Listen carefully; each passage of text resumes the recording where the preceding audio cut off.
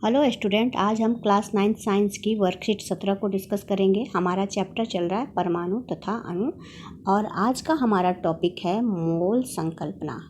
तो आइए शुरू करते हैं। हम एक तत्व अथवा यौगिक में पदार्थ की मात्रा कैसे ज्ञात कर सकते हैं, यानी किसी भी तत्व में या यौगिक में पदार्थ की कितनी मात्रा है उसको हम कैसे जान सकते हैं, कैसे उसका पता लगा सकते हैं। एक रासायनिक अभिक्रिया समीकरण से उसमें भाग लेने वाले परमाणुओं और अणुओं की संख्या सीधी ज्ञात की जा सकती है। अभी देखेंगे हम उदाहरण से।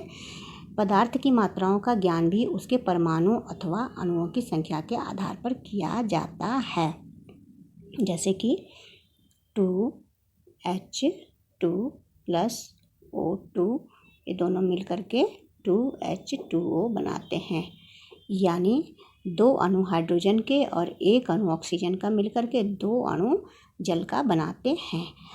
इसी तरह से अगर हाइड्रोजन का परमाणु द्रव्यमान 1 होता है तो H2 है, ये 2 परमाणु है तो हो गया 2 और ये 2 4, तो 4U हो गया हाइड्रोजन और ऑक्सीजन का 16 होता है तो 16 दूनी 32U हो गया ऑक्सीजन, तो दोनों मिलकर के 36U पानी का बनाएंगे। तो हम इस दोनों ही तरीके से हम किसी तत्व या यौगिक में पदार्थ की मात्रा ज्ञात कर सकते हैं, लेकिन ये तरीका यहाँ ये कहा गया ये तरीका ज़्यादा सुविधाजनक है। इससे भी पता चल जाएगा किसी भी तत्व या यौगिक में पदार्थ की मात्रा कितनी है। अब आगे ये दिया गया है कि इसके लिए मोल नामक एसआई इकाई प्रस्तावित की गई। अब जब केमिस्ट जो हैं वो जब लेबोरेटरी में रिएक्शन कराते हैं तो उस टाइम उनको किसी भी पदार्थ की मात्रा को नंबर अथवा ग्राम में रिलेट करना होता है कि कौन सा पदार्थ कितने ग्राम यूज़ किया, इस तरह से। तो उन्होंने मोल जो है वो काउंटिंग के लिए मोल जो है उसका आविष्कार किया। उनका एक तरह से मोल काउंटिंग नंबर है।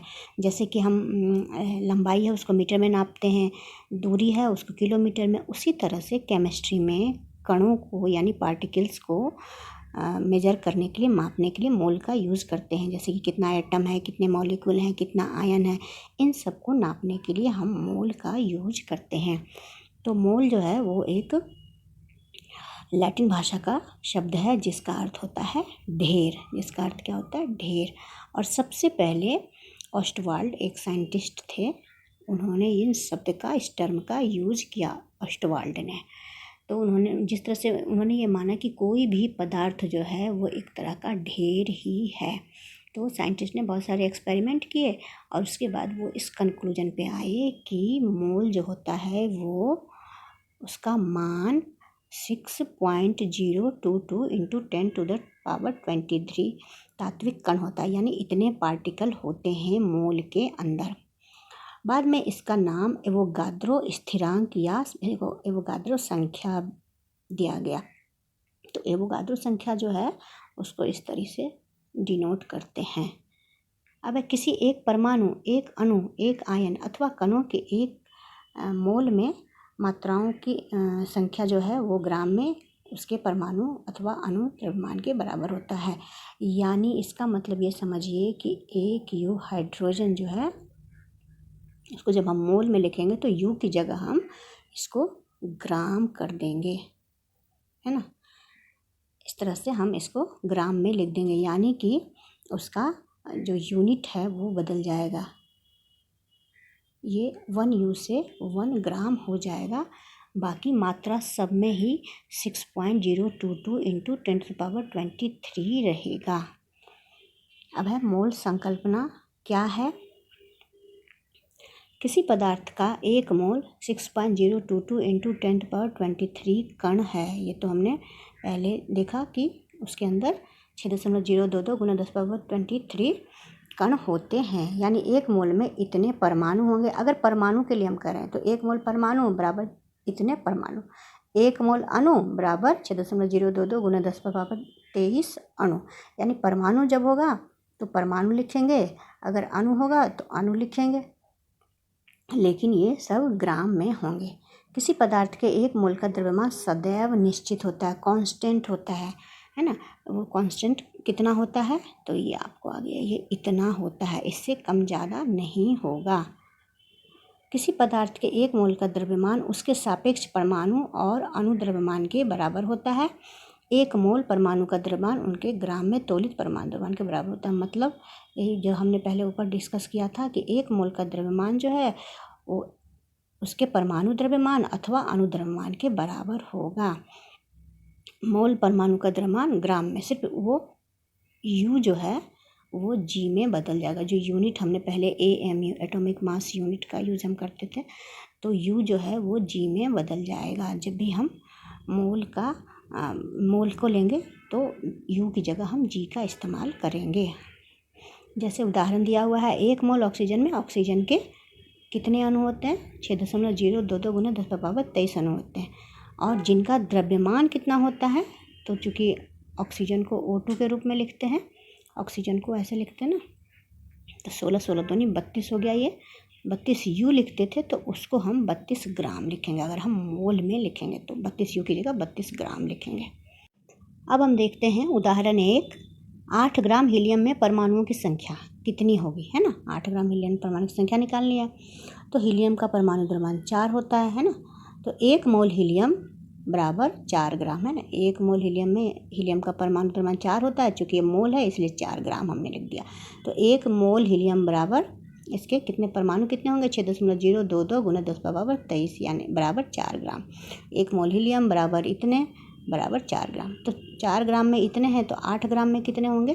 तो जो भी आपका ये आ रहा है 6.022 गुना 10⁻23, इसको हम 4 से डिवाइड कर देंगे और फिर 8 ग्राम का निकालना है तो 8 से गुना कर देंगे तो हमारा आ जाएगा 12.044, क्योंकि 4 दूनी 8 यहाँ कट जाएगा, है ना। 4 दूनी 8 कट जाएगा तो ये जो है इसको 2 से गुना करेंगे तो ये हमारा आंसर 12.044 गुना 10⁻23 आ जाएगा। अब दूसरा उदाहरण देखते हैं। 0.5 मोल नाइट्रोजन गैस का द्रव्यमान कितना होगा? तो नाइट्रोजन का परमाणु द्रव्यमान 14 होता है, 14 यू।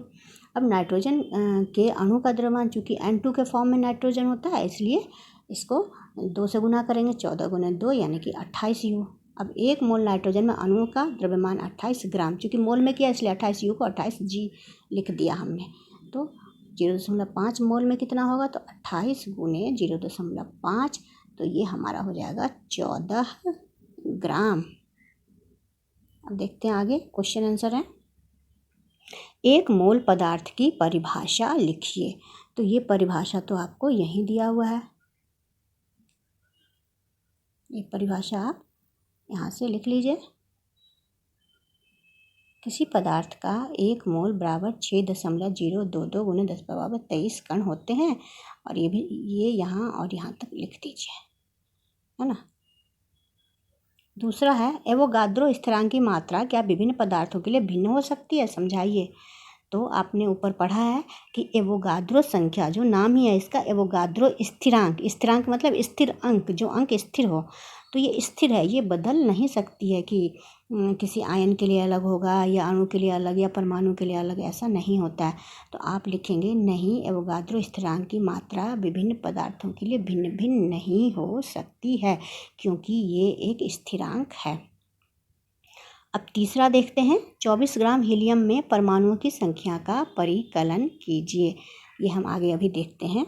क्वेश्चन नंबर 3 है, 24 ग्राम हीलियम में परमाणुओं की संख्या का परिकलन करें और हीलियम का परमाणु द्रव्यमान दिया हुआ है 4। उत्तर है 1 मोल हीलियम में 4 ग्राम हीलियम पाए जाते हैं और 6.022 इंटू 10⁻23 परमाणु होते हैं। तो 24 ग्राम हीलियम में कितने होंगे?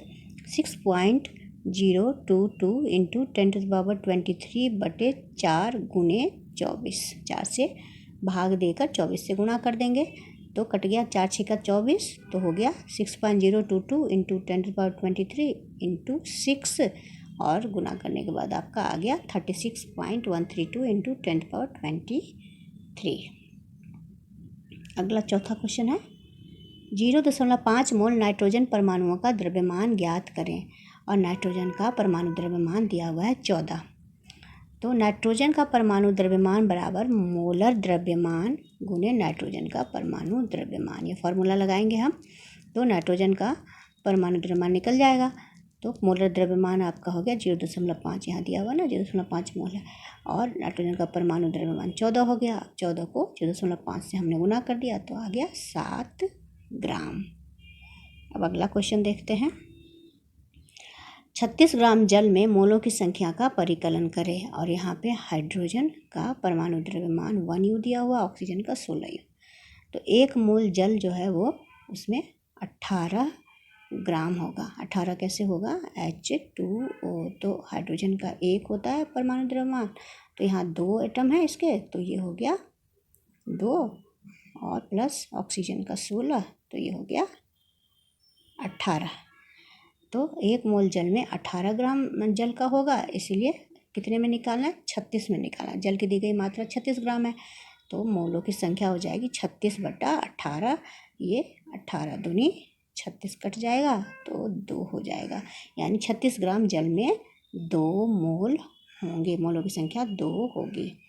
इस तरह से आपकी ये वर्कशीट फिनिश हुई। आशा है मुझे आपकी अच्छी तरह से समझ में आ गई होगी। Thank you.